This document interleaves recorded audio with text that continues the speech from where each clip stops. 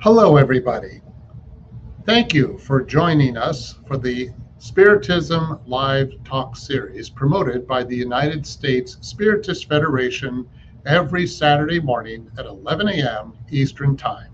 I'm very happy to host this talk by LUIZ, who will be leading our live with the theme, The Elemental Spirits. Before we get to LUIZ, I have three announcements. First, there is a new weekly podcast-like series called Psychology and Spirituality, a bridge to a better life based on the works by Joanna de Angelis. There is a new episode every Friday at 7 p.m. Eastern Time. The Psychology and Spirituality weekly talks based on the works of Joanna de Angelis will offer a safe space to confront, compare, correlate, and expand spirituality concepts from a psychological lens, bringing insights, actionable tips, and real-world advice to help you lead a better life. Please subscribe to the notifications of new episodes at the USSF YouTube channel. Second, the USSF is hosting the 17th U.S. Spiritist Symposium on September 30th of this year in Portland, Oregon. The symposium will focus on the topic of spiritual path to mental balance, with a full-day program including talks, Q&A sessions, youth panel, kids and youth activities. Save the date. Finally, on the screen, please note there is a QR code.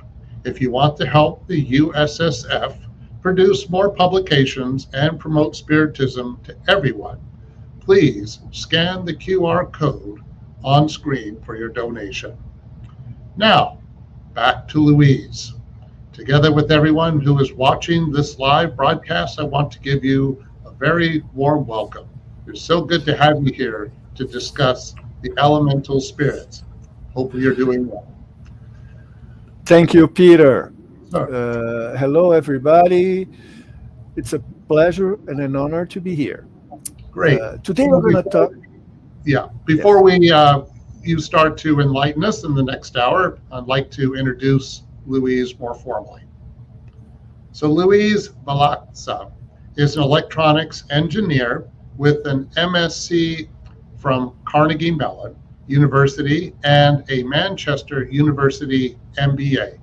He is a worker at Grupo Fraterno, a Spiritist center in Sao Paulo, Brazil, where he serves in the mediumistic meetings and also teaches classes on Spiritism. Please take this opportunity to send your questions during the presentation using the chat window. LUIZ has reserved time to address your comments and questions once he concludes his presentation. LUIZ, it's all yours. Thank you again, Peter. And again, it's an honor and a pleasure to be here. Today's talk will be a joint exploration. It's a summer lecture. Although it's serious, it's going to be light, no tips. It will be just an exploration of aspects of the spiritual world that maybe we are not that aware of. Sylphs, gnomes, undines, do they exist? I mean, outside cartoons such as the recent Elemental, and I hope that the title brought your attention. Are they just myth? What we will do today is that we will jointly explore Spiritist's tests so that together we might form an opinion. Of course, the opinion is going to be of each one of us, but let's do that exploration together, okay? By the way, hi, Jusana. You are the only name I see on the comments. So good to have you here. Let's begin with the codification. Kardec tells us in question 538 that the reply of the spirits, of the codification spirits to his question, do the spirits who preside over the phenomena of nature belong to the higher or lower orders of the spirit hierarchy? That depends on whether their role is more material or intelligence, or less so. Some of those spirits command, others execute. Those who perform material functions are always of a lower order among spirits, just as among human beings. By the way, to those who do not know my way of building the slides, I have a notation. Each slide of mine has a reference, so I don't say, I think. I just reproduce texts so that we can learn more from people with better perspectives. Whatever is in italic is the exact reproduction of the text. That if I have a text in English, I pick the translation. If there's no translation, then I do my own translation, and usually I point that out to you. I use the codification books that are published by SEI. I like them both in Portuguese and in English. So those are my reference tests. Whatever is in normal letters was written by me or has been an adaptation, changed words maybe, but I keep the original meaning. Continuing with the codification, that has actually a whole section dedicated to the action of spirits on the phenomena of nature. The question, do the spirits who act upon the phenomena of nature do so with full awareness and in virtue of their free will, or out of an instinctive and unreasoning impulse? And the answer from the spirits is, the least advanced spirits are useful to the general whole. While preparing for life, and before having full awareness of their acts, and before they have free will, they act upon certain phenomena in which they are unwitting agents. So, by reading and exploring this test, we are learning that the less advanced spirits do not have full awareness of their act, and also do not yet have free will. And while doing this on the next tests, we will learn more stuff about them. By the way, the underlines, they are for me so that I can remember the important points when talking to you. In 1860, I found the first reference in Spiritist tests to the word elemental. They come from the Spiritist Review, March 1860, whose original cover I found, and it's in the picture on the left. There was a communication by a spirit called Hetani, and regarding this communication, maybe 2-3 pages ahead, the spirit St. Louis gives a few comments and answer to a few questions regarding that communication. And when doing this, the spirit St. Louis tells us, the elemental spirit, see the reference to the word elemental, before moving onto the animal series, focuses their fluidic action onto vegetal creation. Such a spirit has not incarnated yet.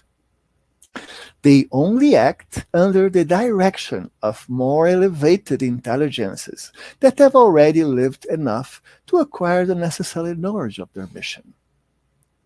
It was one of the more elevated intelligences that actually communicated. And he confirms there are two classes of spirits who act upon the vegetal creation, actually to the phenomena of nature. That's because the spirit Hektani talked about vegetals. Anyway, we have one more hint regarding the elementals. The Spirit Sans Louis now tells us that they have not incarnated yet, so they are not yet in a cycle of reincarnation. Isn't that interesting? The plot thickens.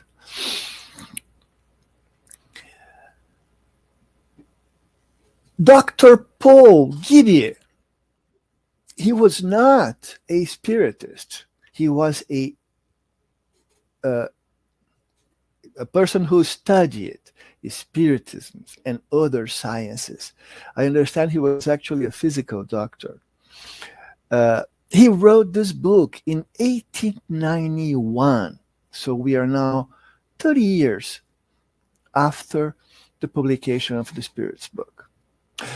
In his book, Le Spiritisme, and by the way, the original in French, physical book, reprint, is available in French.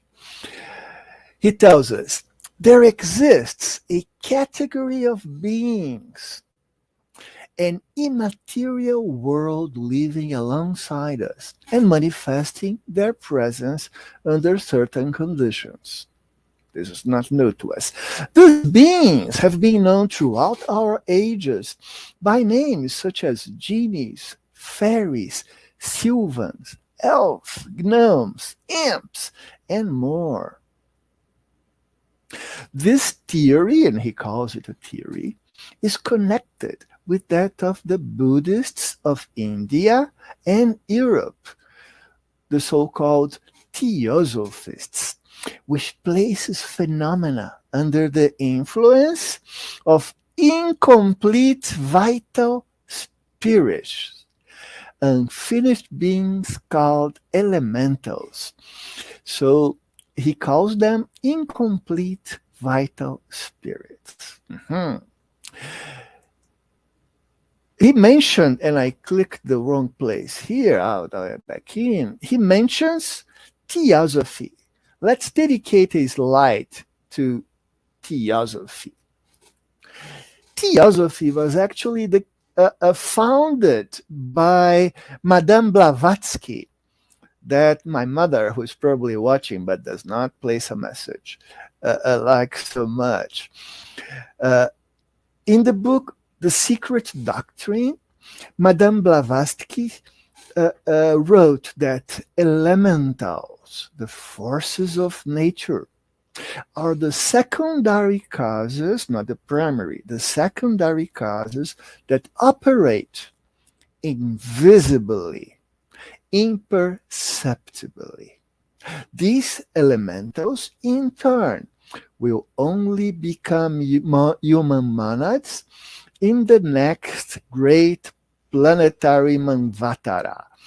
Essentially, she's saying that elementals are not human spirits. That's, again, consistent with everything we have been exploring in the texts. And by the way, if you're curious, Manvantara is a Hindu term and refers to a cycle of spiritual development. So nothing that new to us as spiritists. And we proceed.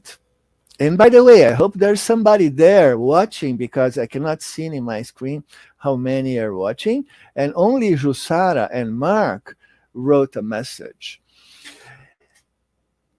Come on, Luiz, you have been talking about texts before 1900s, and they are not strictly, some of them, spiritist.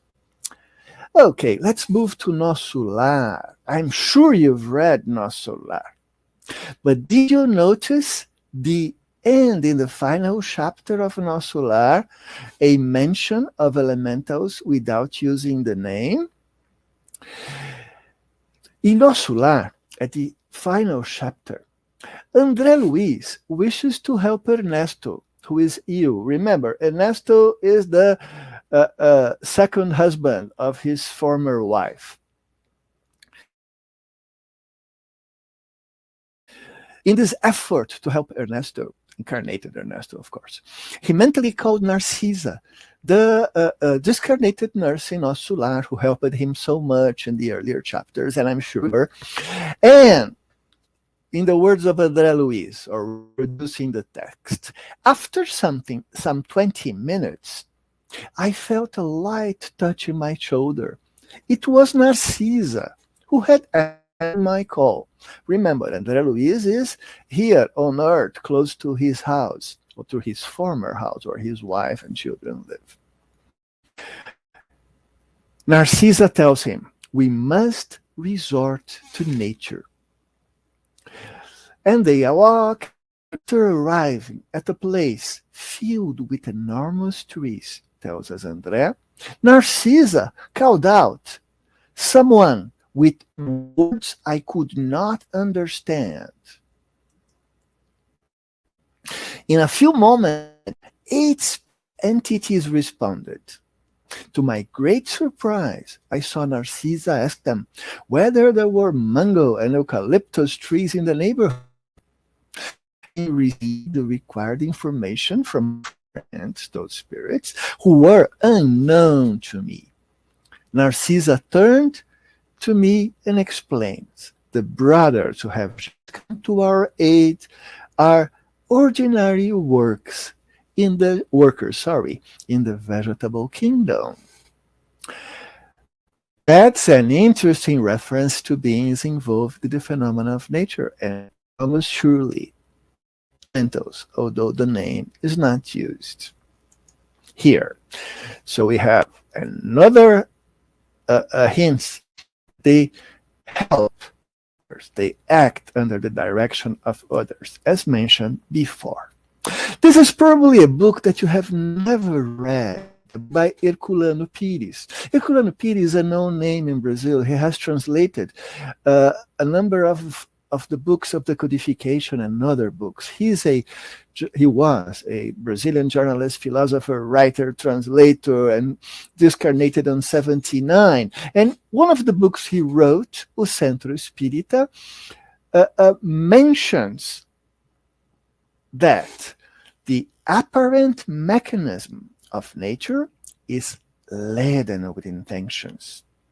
The Greek physiologists knew this, and when Thales was a Greek, referred to the gods that filled the world in all its dimensions, he affirmed that the spiritual principle, that the planetary structure in its smallest details is controlled by the spirits entrusted with the maintenance of Earth, ranging from the simple elementals, the lower order spirits that we have been talking about, and that's the focus of this conversation, is still evolving toward human conditions, to the higher spirits nearing angelical realms who oversee and guide terrestrial activities. This is a 1955 book. We are getting closer to our day. Very, very close to the time that Nosso Lar has been published. Okay, I see more live people in the comments. Sally and Ethan, good that you were listening. Please go on. The end is the best part of this presentation, so do not disconnect. Let's move to liberation. And I know that you guys have studied liberation. At least João, who is watching, and Jussara, I know they have studied. But do you remember this passage? In chapter 4, in a certain moment, Instructor Gubbio, who went down into the deep darkness to, try to help that cardinal, but I'm not going to tell the story because I want you to read it. And part of my mission here and in all my talks is to present to you new books that you've never heard about, so that maybe you get interested and you read them. Anyway, Instructor Gubbio was explaining to the people who were with him, including André Luiz. This, the place where they were, is an enormous purgatory colony. Those who were not undergoing dolorous regenerative penitence here, meaning most were doing dolorous penitence there. The other are subhuman intelligences, thousands of creatures used in the harshest work of nature, and that are active in this infraterrestrial place. By the way, I have a few problems with this particular translation, but I used the text in the book by Feb. For now, goes on Gubbio, their ignorance does not confer the glory of responsibility on them, meaning those elementals that are talking about that, are the low-level workers involved in the phenomena of nature. They are not responsible for what they do. So they don't incarnate, they don't have free will, and they are not responsible for what they do. But let's move on. Gubbio continues. As they developed their dignified tendencies, they apply for incarnate humanity. The translation is not good. In Portuguese, it's something like they evolve in direction of incarnate humanity. Continuing. They are between the fragmentary reasoning of apes and the simple ideas of primitive human beings. They can either become attached to incarnate personalities, or they can blindly obey the powerful spirits that control places like this one. So now we are learning that they not only do not have free will, do not reincarnate, do not have responsibility, but obey not only good spirits like Narcissa, but also powerful spirits, not very bright, that control places like this one. They hold on to the naivety of the primitive and the faithfulness of the dog. So they are naive and faithful. The contact with certain individuals inclines them either to good or to evil. And we are responsible, tells Gubbio. The translations say for, but what he means is by. Now, we are responsible, or we are accountable, what would be a better word, by the superior forces that govern us regarding the type of influence we exert on the infantile minds of such creatures. Meaning, we spirits that use the elementals to do things for us, we are responsible, and we will be held accountable by the superior spirits regarding what we have them doing for us. You see how we are learning more and more about the elementals by studying the references we have from Spiritist texts, many of them written by spirits who are now in the spirit, or who were then in the spiritual world. They might be spirits such as us, but as I usually remind Elmo is a gentleman from the New York, from the SGNY. They have, a different perspective from things that we do. So they see things differently, especially things from the spiritual world, regarding guys like myself who don't see anything. So it's very, very interesting to listen to what they say, to hear, to read, right, so that we can also have their perspective on things and expand our knowledge. Now I move to Manuel Filomeno de Miranda, psychographed by Divaldo Franco. In this book is called Loucura e Obsessão. In English would be Madness and Obsession. Unfortunately, this book is not yet available in English, so this is my translation. So that you have a context. Felinto is a spiritual entity, was introduced to Manuel Filomeno de Miranda by Dr. Bezerra. They are all in the spiritual world, but they are actually in a spiritist center where activities are being held.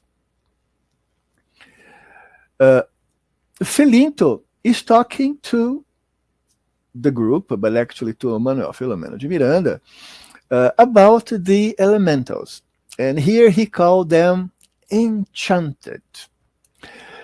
In the religious culture of the past and present, tells them Felinto, we will find these beings, the elementals, under the denomination of devas, elementals, fairies, genies, sylphs, elves, jinns, fauns. Elena Blavatsky, that we talked about and we showed a part of a text,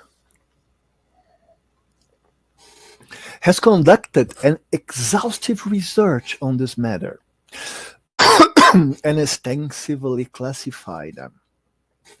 Kabbalists also classified the more evolved elementals in charge of air, earth, fire, and water. They would be the gnomes, sylphs, salamanders, and undines, so overused even in cartoons, as some of you have noticed. Felinto continues, there's no exceptional attribute criteria to these beings in their creation. They are not special. We know that they are in evolutionary transition, confirming a lot that we have read. It's still lacking discernment. They are innocent and simple in their intimate spiritual structure. They are used by spirits, whether incarnate or not. This is new. Incarnated spirits using elementals to do tasks for one activity or another, as demonstrated by experience in this field. Now I move to a short text that's present in a publication by Chico Xavier Institute. Chico Xavier Institute is a Brazilian nonprofit organization dedicated to the, what's the word for divulgation in English? To the spread of the Spiritist doctrine and of the Spiritist book. In this text, they explain so clearly that I took the liberty of using it. They say that in the Kardecian codification, the term elemental does not exist in this form and with this specific name. That's true. But just as many terms were not used in the codification, but over time were reviewed and employed by the spirits in auxiliary works and integrated into the common Spiritist vocabulary, very clear. Terms such as ovoid, umbral, vampirism, spiritual colonies, zoanthropy, lycanthropy, etc. And that's true of elementals. It is not there in the codification. The term itself did not exist, but the idea did, as we have seen, albeit under different names. But the important thing is that the idea existed. And the idea, this is a long phrase, but I decided not to cut it in pieces. In English, it's very complicated to use phrases such as that, but I'll try. The idea that exist spirits who, moving with the law of progress and in a continuous state of evolution, can be found in Spiritism without possessing any mystical connotation, any connotation linked to occultism or the like. Saying everything together now. The idea that exists spirits moving from the animal kingdom and not yet having reached the human realm, and that are in an intermediary state called elemental or pre-human or subhuman stage, is not mystical, is not linked to occultism or the like. It's just something that is in nature. In reality, they are the serving spirits of nature, the executors of natural phenomena, or rather, they are the spirits of the elements of nature, from which the term elemental derives. That's a neat explanation, isn't it? That's why I borrowed it. This is another book that you probably never heard of. It's from Edgar Armand. It's called Mediunidade, Mediumship. It's not available in English, unfortunately. It was published in, 1951, and it has been reprinted. And this front, in this cover, by the way, on the left, is obviously from a reprint, a recent reprint. And Edgar tells us that elementals, singular and mysterious beings whose existence is acknowledged by many and ignored by most. Faltou an R is missing there. Their most useful and interesting task is precisely to influence animals, leading them to act in one way or another.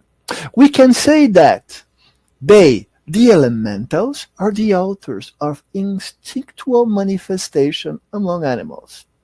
Themselves, each in their own kind, embody instinct, simple, natural, imperative, violent, spontaneous. So they are instinctive. It's so consistent with all that we have read, that they do not have free will, that they respond to others, that they are servants. Now we move from another book that you probably never heard of. It was written by Antonio Carlos Pastorino in 1974, called Technique of Mediumship. There he tells us that elemental spirits, or spirits of the elements of nature, have been divided since ancient times according to the elements. Gnomes of the earth, undines of the water, sylphs of air, and salamanders of fire. Others are also mentioned: fairy, gnomes, satyr, fauns, sylvans, elves, dwarfs. I am giving names to them now. Apart from their chiefs and guides, they have not incarnated as human, preparing for it through their interactions with the human race, totally consistent with what we have read. Although they possess psychic forces, they have not yet developed as spirits individualities. This is new. They do not have individualities yet, and therefore they only possess concrete reasoning, not yet using speech as a means of expressing their thoughts. That's new as well. They can obey orders from trained beings, good or bad, to carry out either good or evil, which they still do not distinguish. This we knew. Therefore, the responsibility falls entirely on those who issue the orders. So now we are forming a concept of what elementals are. They seem to be there, huh?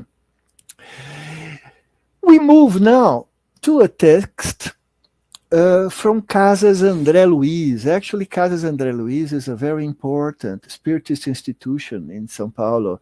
They have 4 orientation centers and they do a lot of service. And it's good to have a chance to mention them here.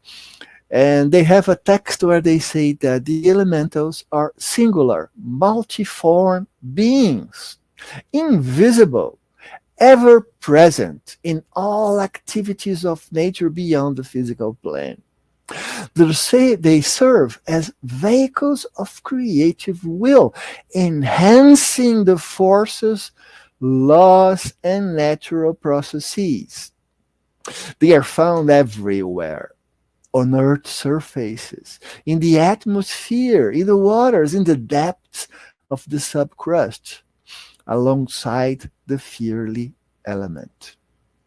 Invisible to human eyes, they tirelessly and discreetly carry out immense work in various aspects within the realms of nature, on minerals, plants, animals, and humans. And the last comment is by the Brazilian Spiritist Federation, and I put it together here so that we wouldn't have another slide.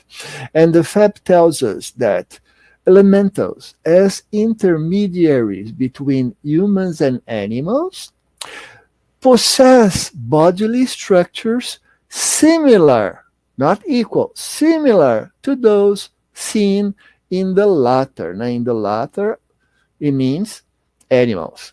Wings, anatomical aspects of head, ears, eyes, feet, hands, among others. So they are saying that they probably have a physical appearance that is sort of in between the human and animal, with, combinations of those. And now we get to the meat. Divaldo Franco has something to say about it. And I know that you know Divaldo Franco, Jussara, who's watching, João, are friends with him. Maybe you have a chance to talk about this with him. Anyway, some time ago, maybe 1992, that's the reference I found, but it's been published in many places, but the magazines are not active anymore, so I'm not sure.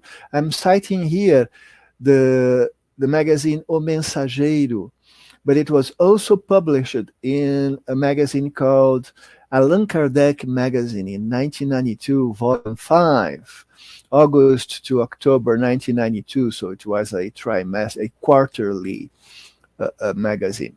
And let's follow this interview with Divaldo Franco. They ask him, point blank, do the so-called elemental spirits or spirits of nature exist? Yes, said Divaldo. There are spirits that contribute in favor of the development of natural resources. Throughout all ages, they have been known, identified through various names, becoming a part of the mythologies of peoples, and some of them becoming gods who are both feared and loved. So, Divaldo clearly states, yes, they exist. What is the evolutionary stage of these spirits? He is asked. Some are of a higher category and command the less evolved ones, who willingly submit to them, working for personal and general progress as assistance to those who oversee the phenomena of nature. So, are they hierarchically subjected to another higher order of spirits?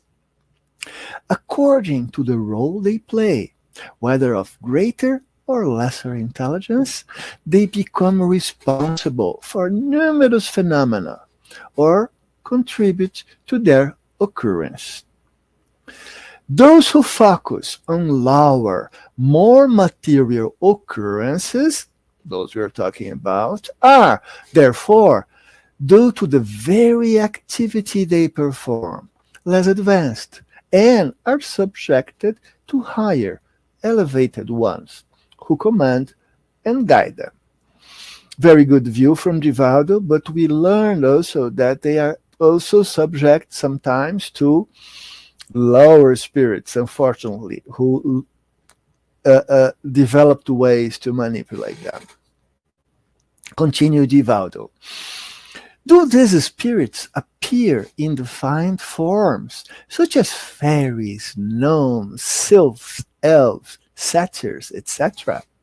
Some of them, answers Divaldo, if not the great majority of the less evolved ones, who have not yet had reincarnations on earth, confirming what we have had, often present themselves in special forms and small dimensions. I think this is the first time we've read small dimensions, which gave rise to various names in mythological societies of the past. We personally believe, through mediumistic experiences, that some live in the intermediate period between primitive and human forms, preparing themselves for future human reincarnations. Confirm what we have learned, but also he's saying that he personally formed his opinion through mediumistic experience. This, I think, is very powerful. I like very much the experimental side of Spiritism that reveals, and that the word is not reveal, is that okay, I'll use reveal, that reveals to us an actual perspective of the spiritual world. That's not written text, it's felt, experienced by someone. And finally, are the elementals native, or did they come from other planets? Personally, tells Divaldo, we believe that an immense number originated on Earth, while others came from different worlds in order to contribute to the progress of our planet. And that's new. We might have elementals here in this world that came from different worlds. That's something that Divaldo believes. And I actually, I don't know, not actually place a lot of credibility on what Divaldo believes. And I believe you do too. You do as well. And now, two final slides. I will faithfully stick to my time, to the time allotted to me.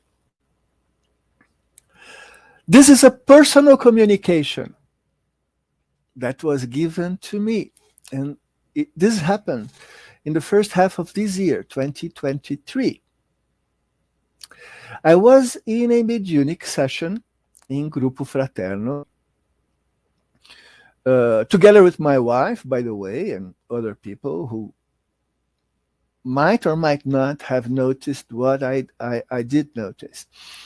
And during this session, this meeting, Mario was the dialoguer interacting with a errant spirit who he was trying to direct through a medium. I don't remember the name of the medium, by the way. I think it was Cleusa. Anyway. No, it was not. It was not. Anyway, that's important. And during this dialogue, this thing happened. Mario told the spirit, listen to the spirit that's in front of you now. And the medium did this, and he asked, that one? And Mario said, no, That's an elemental. The other one, the one that is dressed in blue. And that really caught my attention. This was the first time I had an actual indication and confirmation of the presence of an elemental spirit close by, like 4 meters from me, 3 meters from me, or whatever. That really impressed me. Later, and João, by the way, knows Mario. João Cornwell, that's watching, hopefully.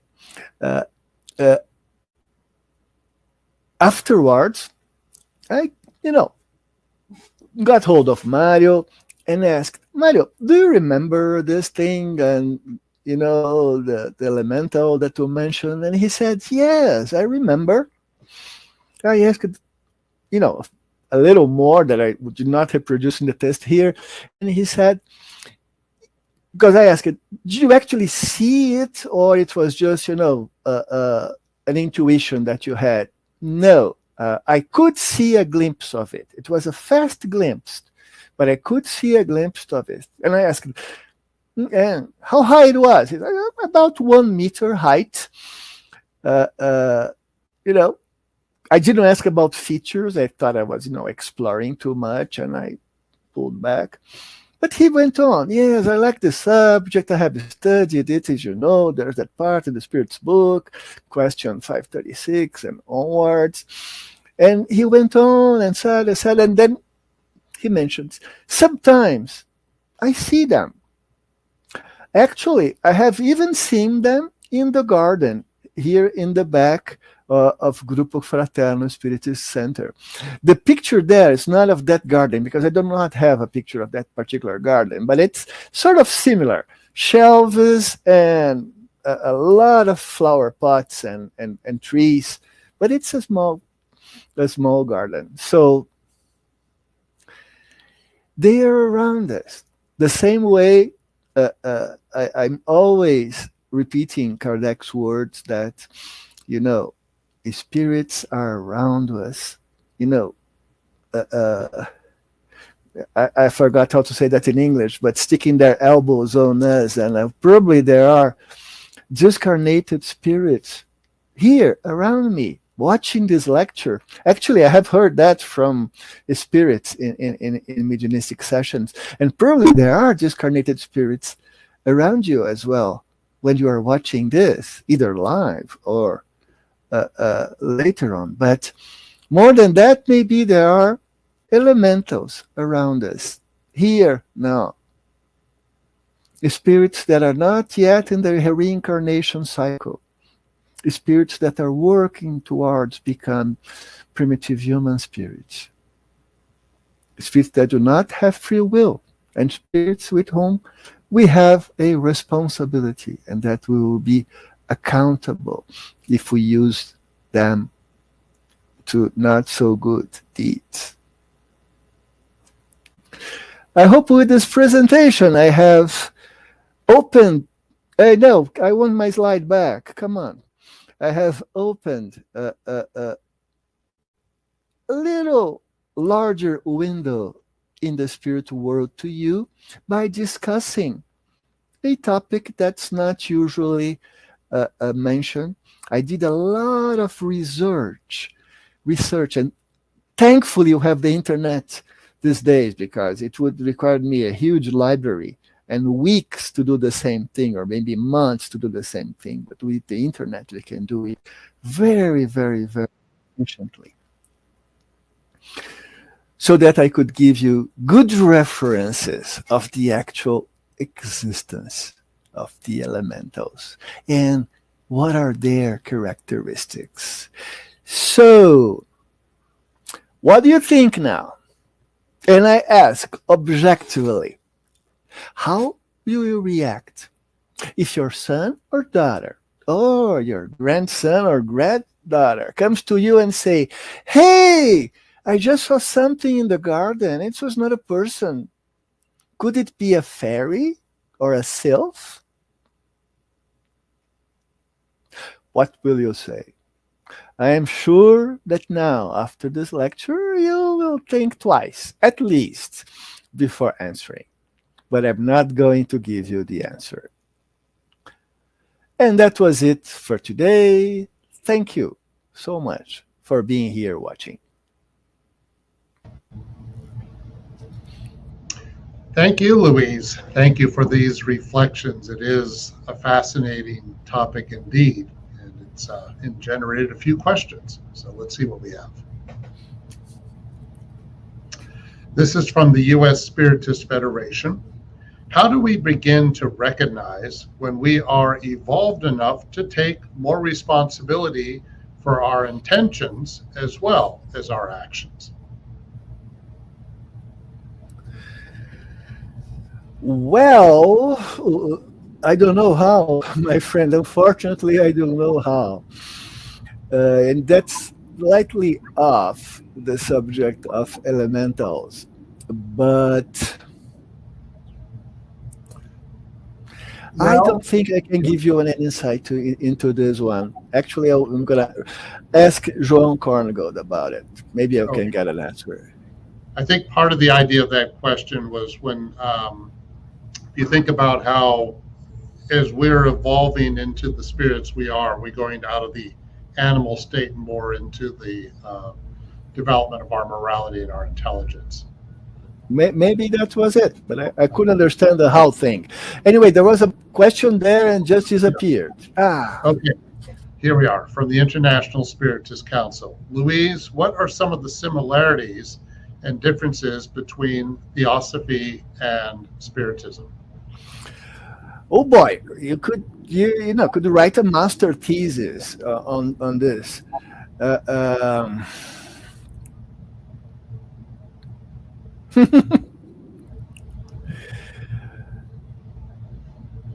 I don't know if I can resume that well. I'm not a profoundly knowable of theosophy, but there is a common ground, and that relates to cause and consequence, to the continuity of the soul with reincarnation.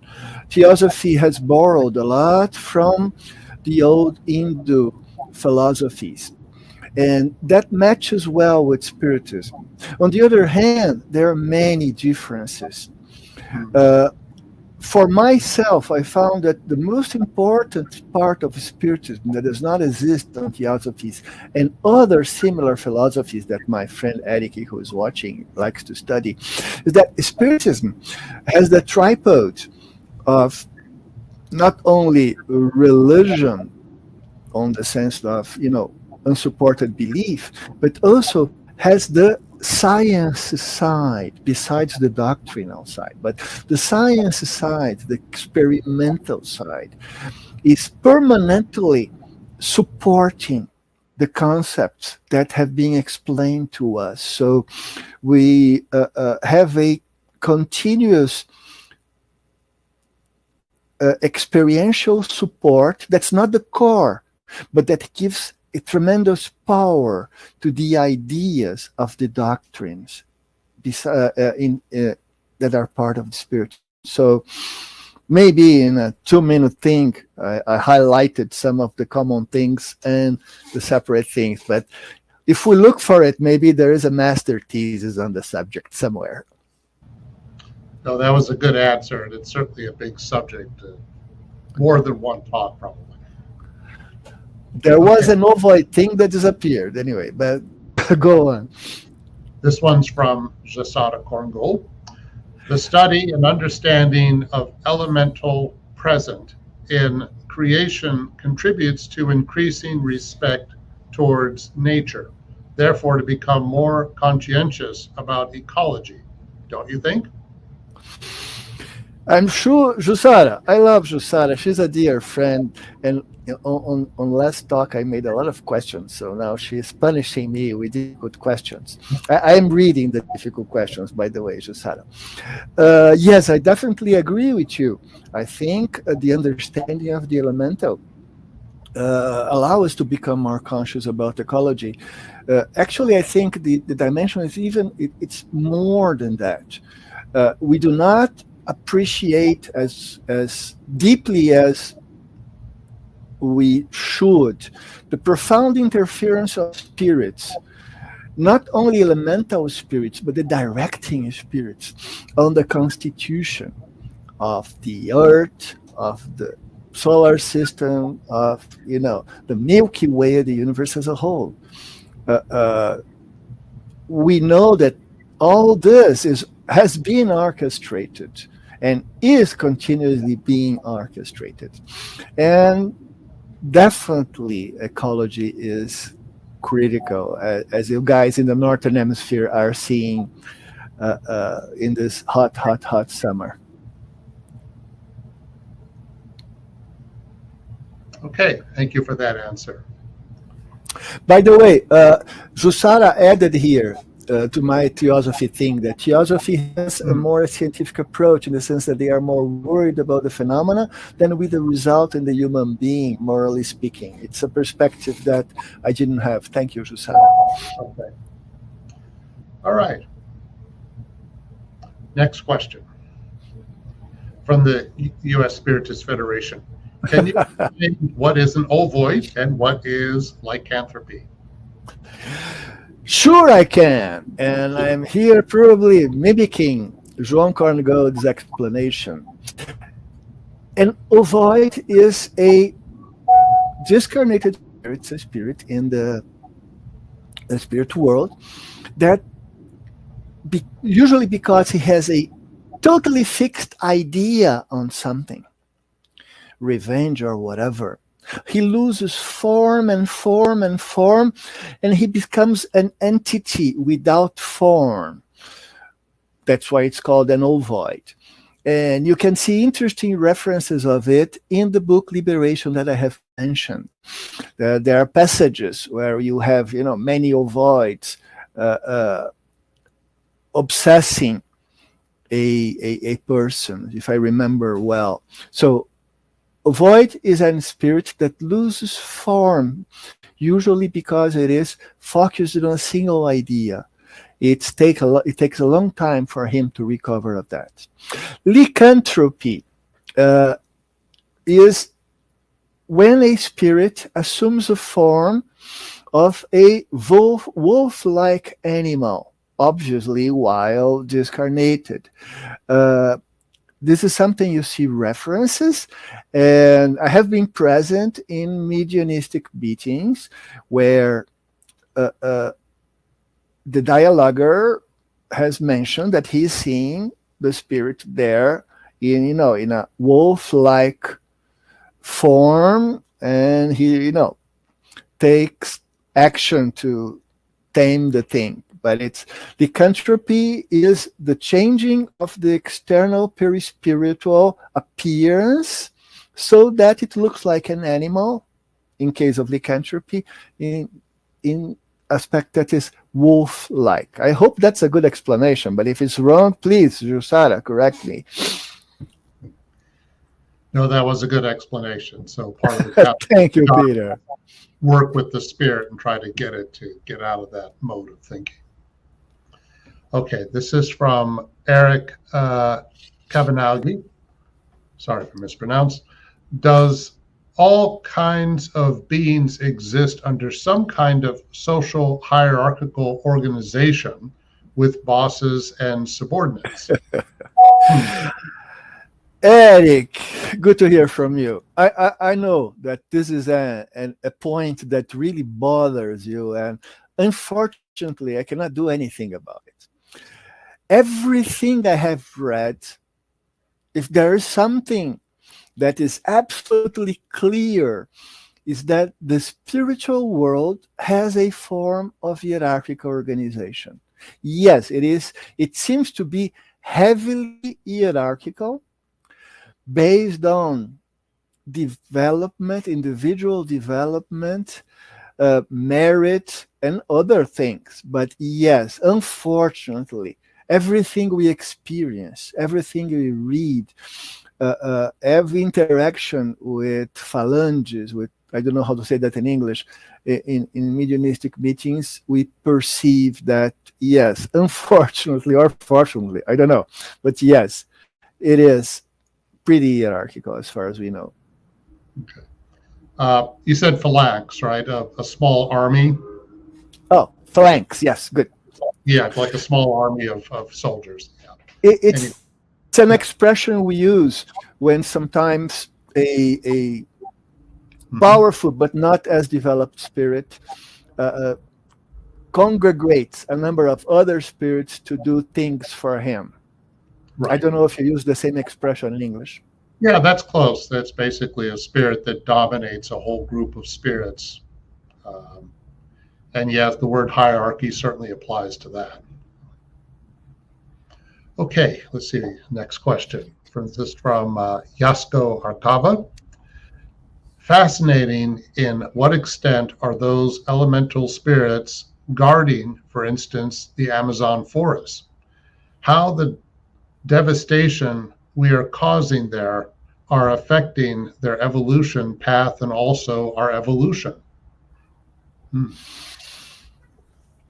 Thank you for the good word, for the fascinating word. Very difficult question. I can only guess because those things are not, clear to my knowledge. Obviously, they have limited powers to guard not only the Amazon forest, but the forest in Europe or whatever, against the free will of humans. We understand that there are some spirits allocated to deforested zones for some reason. But I don't know what's their objective and how do they act and how can they help. Obviously, our evolution is very impacted by deforestation and other attacks to our Earth. And hopefully it will be here half decently when we reincarnate again. So I definitely hope that our generation and next generations use our free will to do a better job that we have been doing the last 200 years to, stabilize the Earth and give us a place that we can, reincarnate and evolve. But I don't know in what stance they are guarding. Sorry. It's an interesting question. It kind of makes one wonder how much are elemental spirits vulnerable to the way we treat our environment. Not sure. Mm-hmm. Okay. Let's see, next question. International Spiritist Council. Can you discuss our evolution from the moment we are created to the human phase? What are the stages we go through? The Spirit's book tells us clearly that we do not know how spirits are created. So the origin of spirits is unknown. This is there, clearly written. We have hints from auxiliary works that spirits are not created in the human phase. I have not found anything clearly stating this in the codification. If I'm wrong, please correct me. I've seen different interpretations. We've seen explanations that use the word monad. That was I believe in Blavatsky's work, that probably she was the originate. She was the first one who used the word, who has a different meaning in this meaning. I don't know. So a spirit would go through a monad phase before a human phase. There are texts that suggest that spirits go through mineral, vegetable, animal phases before. I'm not sure if that's true or not, but it's one of the explanations we read. And today we learned that elementals might evolve to become humans, but we do not know the intermediary phases. It is suggested, if you read between the lines and longer texts, that they would be after animal spirits, gaining not yet individuality as is explained in the test, but before humans. Blavatsky say before monads. So this sequence, mineral, vegetal, animal, elemental, monad, human spirits, seems to be a plausible sequence, but I don't know if it is correct.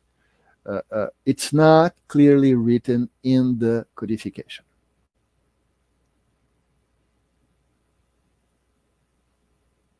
Hi there, Peter.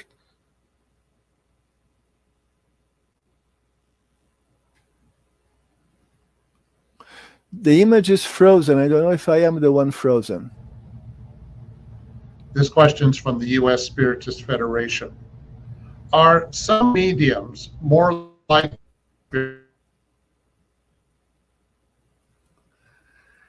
Okay, I got the question. I don't know if I am frozen or not, but I will consider that I am not frozen. I am monitoring aqui the image, and it seems that I am alive. I don't know. Obviously, the easy question, the easy answer is yes.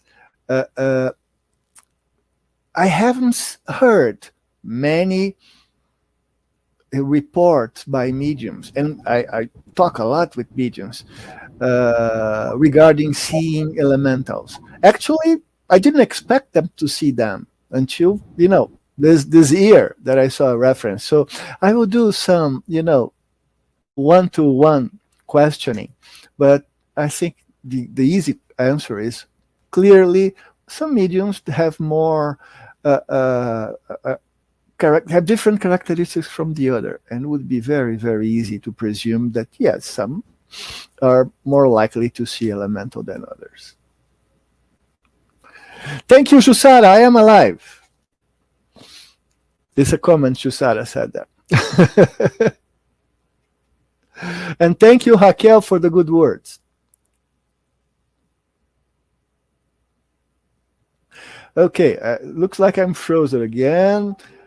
I understand your point, Michael, that you wish there was a center close to where you live. Yes, there was a question before that I didn't reply. So if you guys place it again, I will try to do my best. Arthur Conan Doyle made extensive studies about elementals and published some books as well. Jussara, I wasn't aware of it. Nowhere in my research I touched Arthur Conan Doyle and elementals. It was a gap. Sorry about that. Missed that one. Okay. We had a little technical issue. Yes. That happens. So we have a comment from Raquel Leon Paulo. Thank you very much for this well-supported presentation. Thank you for the kind words and for watching. Yes, and Mark Paulo says, thank you. Fabulous research and beautiful presentation. And Peter, I should point out that I stuck to the 50 minutes. Huh? You did. I am a well-behaved presenter. Extremely well-behaved presenter. So we thank you very much. And we thank you for your time with us today. And we thank all of you who watched today's live talk and those who have been following our weekly Spiritist Talk series. Next Saturday, we will have Livia Travasani talking about destiny of children in the spirit world. That should be an interesting subject as well. Louise, before we close this live, can you please say a prayer for us? Sure. Okay. Let's thank our mentors, the mentors of our Spiritist centers, to allow us to study together and to learn more about the spirit world, to learn more about the spirits, learn more about ourselves, allowing us to improve to become better, to understand better.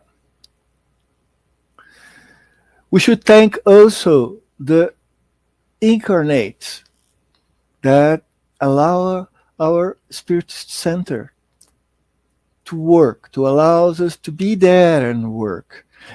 The incarnates who also allow us to have this presentation, to be together, to give the technical support. Thanks to them, we can be in Brazil and the United States and study the same things. We should always thank those spirits discarnated who dedicate their time to tell us about things that we do not know, that we do not remember from our last passage in the spirit world, allowing us to have a better view of things. Now, we should also thank those fantastic mediums that dedicated so much time, like Chico Xavier, like Divaldo Franco, and others, transmitting those thoughts to us. We should ask our mentors that we can incorporate what we learn from this class and all the classes and all the readings that we do, so that we become better persons, better spiritists as well. And also, I want to thank all discarnate beings that are around us for watching. I hope this has been a little clarifying to you, that although light, that gave you a better perspective of things. And also, of course, thank my incarnate watchers here. So thank you, Christina Mahler. Thank you, Eric. Thank you, Amos. Thank you, Sally Lynn Eaton, for being there. Thank you, Mark, for the comments. Yes, I did not know that Divaldo had an international, had what you mentioned here. Thank you, Michael, Jussara, Rose, João, Raquel, Eric, Conceição, my wife Daniela, and all others who did not place messages. It's been an honor being here. Thank you.